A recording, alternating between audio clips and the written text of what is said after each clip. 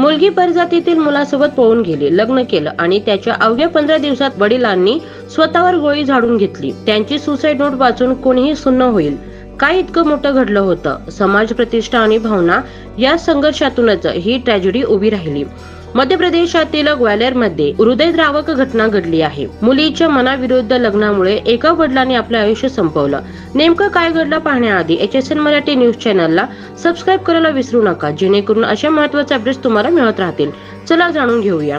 ऋषिराज जयस्वाल, वय 49 वर्षे, हे त्यांच्या घरातील बेडरूम मध्ये मृतावस्थेत सापडले. त्यांनी स्वतःवर गोळी झाडून आत्महत्या केली.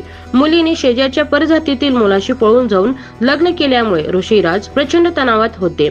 सुसाईड नोट मध्ये त्यांनी लिहिलं, हरिता, तू चुकीची वागलीस. मी माझ्या मुलीला मारू शकत नाही. कोर्टाने अशा लग्नाला संमती का दिली, यावर त्यांनी तीव्र नाराजी व्यक्त केली.